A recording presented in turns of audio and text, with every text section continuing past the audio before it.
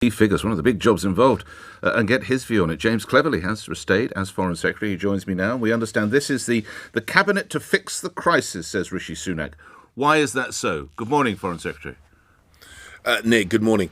Well, what the Prime Minister has done is that he has made sure that he's been magnanimous in victory, and that he has ensured that the cabinet that he has built around himself has come from all the various wings within the Conservative Party, from people that supported him and people that didn't necessarily support him through the leadership competition. He's obviously brought experience in, and he expects us to get to work immediately, and that's why I think that's part of the reason why I was reappointed. Delighted to have been reappointed. Were you surprised? We made it very, very clear. Well, it's always a bit of a nerve-wracking time on reshuffle day. I felt that the Foreign Office has worked very, very well. Now, that's clearly not just down to me. There are many civil servants and other ministers involved in that, but I felt we were doing a good job. He wanted continuity. He wanted us to continue to deliver, and I think that's been part of the reason why I've been reappointed. See, here's the thing, Mr. Cleverly. You are undoubtedly a decent bloke, but it was only a matter of a few weeks ago that you were telling me, never mind me, you were telling my listeners that Boris Johnson had to stay in position because he'd got all the big decisions right, COVID, getting Brexit done, whatever it might be. Roll on a couple of weeks later and you were telling me that Liz Truss must stay in position because we cannot possibly cause more imbalance and a lack of security and a clear path. Now you're telling me Rishi Sunak is the future. Who's next? Paddington Bear? Nice line, Nick. But the point is that I had said, I've been consistent, that what the British Mr. Cleverly, I do like you as a bloke. You have not been consistent. You've been pro-Boris, pro-Liz, and now pro-Rishi.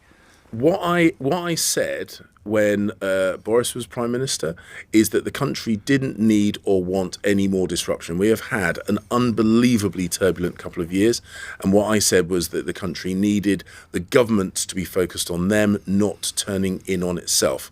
Unfortunately, that argument didn't hit home, and my Conservative colleagues decided that Boris should step down.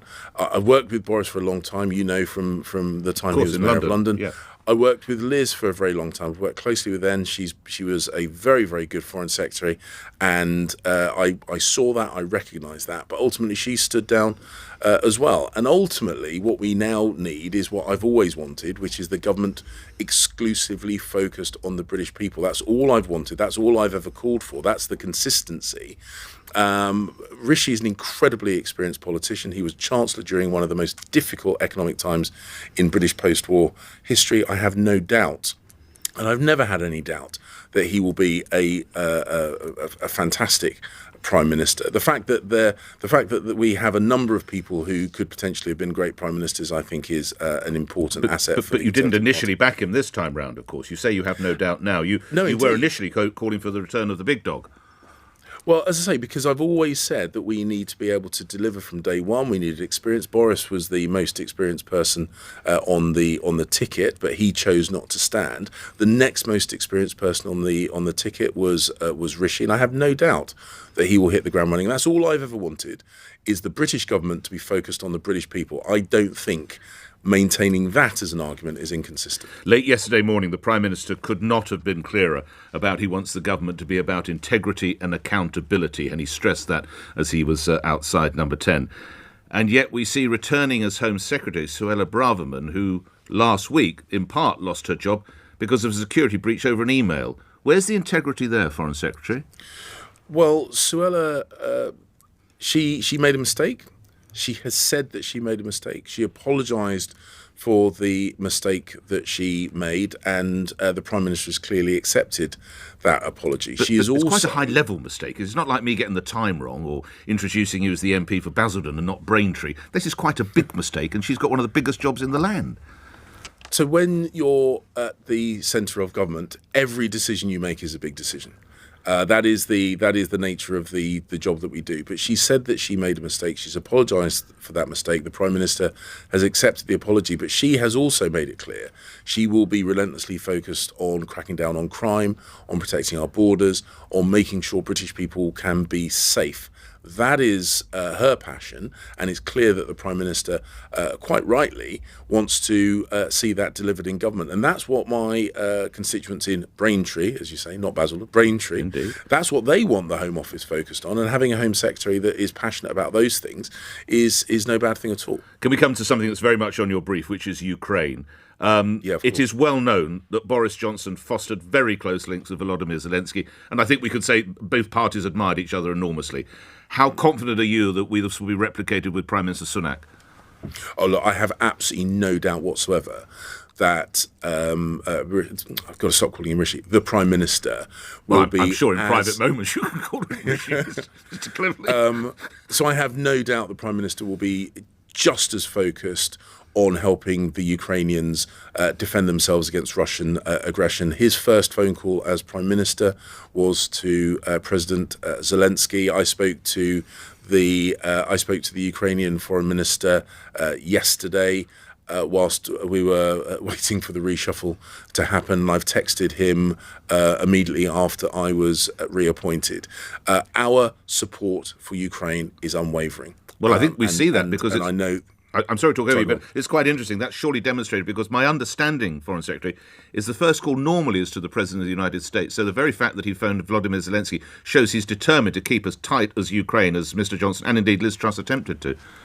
Yes, and it's in our interest. I mean, it is the right thing to do. It's the morally right thing to do, but it is also in our national interest because if we allow the message to be sent around the globe that violent aggressors can invade their neighbours with impunity, then the world becomes an ungovernable place, and that is not in the interest of British people. So it's absolutely right. Of course, the Prime Minister has now also spoken with President Biden, and he's spoken with the leaders of the devolved administrations around the UK, showing, I think, what we need to demonstrate to the British people and the world, that we are a globally focused country, but also we very, very much want to ensure that within the UK and all the devolved administrations of the UK, we are working on behalf of the people of this country. As far as you're aware, Foreign Secretary, the financial statement goes ahead for the 31st of October? Well, I don't want to say that is a cast iron guarantee. Obviously, the date that was set was by the the date set was by the former Prime Minister. We now have a new Prime Minister who was appointed less than 24 hours ago. He will want to work with his Chancellor to make sure that statement matches his priorities. It just strikes me that may, and as I said, I don't want to set hairs running, but that may mean that we have to take a little bit of extra time on that. But we all know that people want certainty, that they want to know what's happening next. And so that will be coming through very, very soon. It may well be on the 31st, but I wouldn't want to give that as a cast iron guarantee just because of circumstances. Lastly, earlier in the hour, I spoke with someone you'll know well, Gavin Lord Barwell now, who's broadly supported what the Prime Minister's done, although he did raise an eyebrow at the return of Sir Gavin Williamson. Do you support that appointment, Foreign Secretary? Well, Gavin, again, is a very, very experienced politician. He's held high office. And what we need to do is make sure that the team in government is able to deliver straight away on behalf of the British people. And that does mean relying on new talent, but it also means relying on experience as well. And he is an experienced politician. And I have no doubt that he will want to support the Prime Minister in his objective, which is working on behalf of the British people. And lastly, Peter Tatchell, the veteran campaigner, has been stopped by police in Qatar. I'm sure you're aware of it. I can give you more details if you're not, but I imagine your team have let you know about that. You are, okay, for the LGBTQ plus protest. Have you spoken with the government of Qatar? How concerned are you about what might be taking place next month when the World Cup kicks off?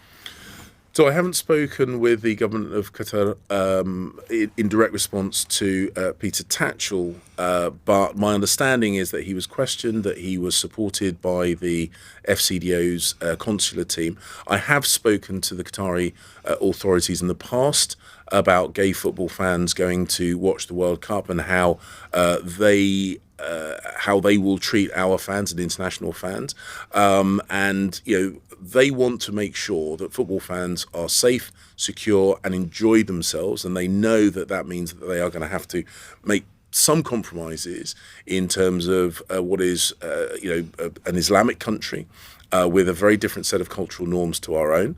One of the things I would say to the football fans is, please do be respectful of the host nation. They are trying to ensure that people can be themselves and enjoy the football. And I think with a little bit of flex and compromise at both ends, it can be a safe, secure and exciting World Cup. Sir Keir Starmer told me earlier this week he won't be going. Are you? Well, it is an important international event. I've had to rearrange my diary somewhat because of the reshuffle, but I think if I am able to go, I should go, as I say, because it is a major international event. There'll be lots of my international interlocutors there, and also there'll be a whole load of Brits overseas. And one of the first duties of the Foreign Office is protecting British nationals when they travel abroad. I hear you, but do you not send more of a message in the way Sir Keir has said that he will not go? Even if England get to the World Cup final, Sir Keir told me on Monday he will not attend. Does that not send a tougher message, Foreign Secretary? Well, as leader of the opposition, he's in a lovely position to send messages. I've got real work to do. Grateful for your time, James Cleverly. Thank you. Foreign Secretary appearing here on LBC. 1 minute after 8. Let's get the latest news. Simon Conway. On your radio, on Global Player, and Play LBC. leading Britain's conversation. This is LBC.